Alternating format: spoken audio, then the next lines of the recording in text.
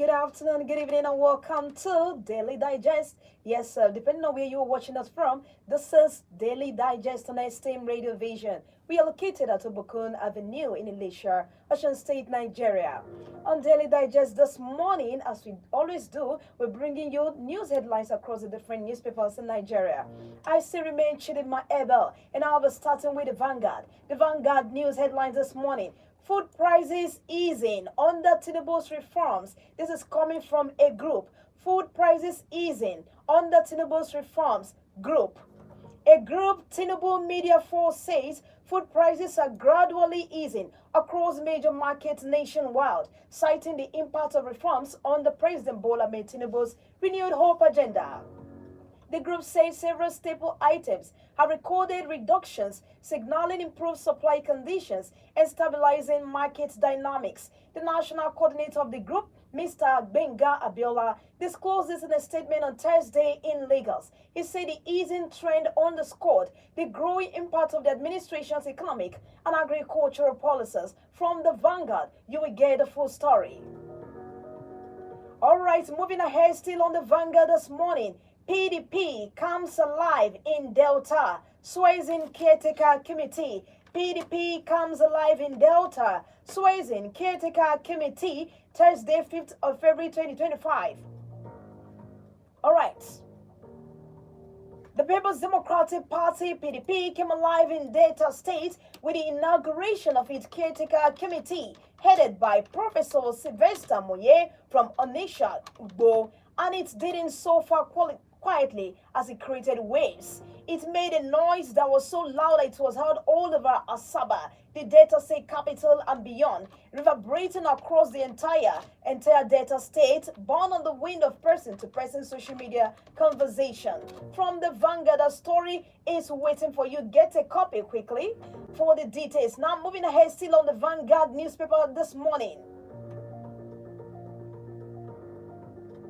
Wike threatens to sack STDD coordinator over refuse heaps, sets deadlines for road projects. Minister of the Federal Capital Territory, FCT, Nyesom Wike, has issued a stern ultimatum to the coordinator, Satellite Towns Development Department, STDD, Abdulkadir Zulkiflu, threatening immediate dismissal over unevacuated refuse heaps. Wike gave the warning on Friday after inspecting ongoing infrastructure projects across several satellite towns in the FCT.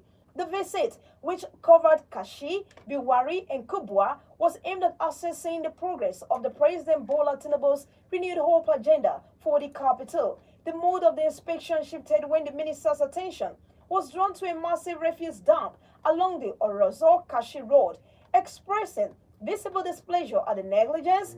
Wike took a hardline stance on performance standards, stating that he was prepared to take a decisive action regarding the oversight. He warned that if he continued to see negligence or a refusal to comply with performance standards by Monday, he would not hesitate to terminate the appointment of those responsible. From the Vanguard, the story is waiting for you. Get a copy. All right, moving ahead now on The Nation. The Nation news headline this morning. 2,000 doctors shut out of housemanship yearly. MDCN tells Senate about 2,000 newly qualified medical doctors in Nigeria are unable to secure housemanship placement every year due to limited capacity in the existing centralized system. The Medical and Dental Council of Nigeria, MDCN, has told the Senate. The registrar of the council, Dr. Fatima Kiari, disclosed this on Friday in Abuja while defending the MDCN's 2026 budget before the Senate Committee on Health. Kiari explained that although about 6,000 medical doctors graduate annually from accredited medical schools across the country, the current centralized housemanship system can only absorb 4,000, leaving a shortfall of 2,000 every year. From The Nation, you will get the full story. All right, still on The Nation, 60-year-old jailed 2 years for stealing power bank chin-chin. 60-year-old jailed 2 years for stealing power bank and chin-chin.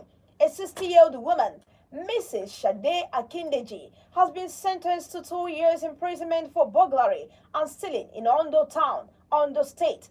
Mrs. Akeneji was convicted by the Okeda Division of the Magistrate Court sitting in Akure after she was found guilty of a 2-count charge brought against her by the Ondo State Amotekun Court.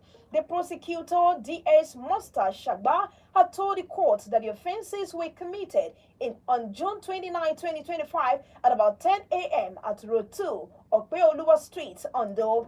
He said the defendant broke into the residence of one Stella Akimolayon by removing the padlock and stole a black sewing machine head, a power bank valued at 220,000 naira, and a bowl of chin-chin.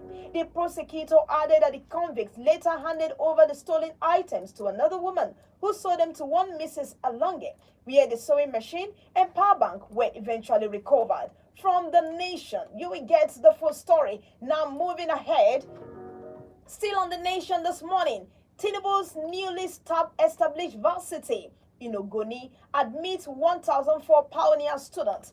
Tinubu's newly established varsity in Ogoni admits 1,004 pioneer students. The Federal University of Environment. The network has stopped what we're doing. Should we start again?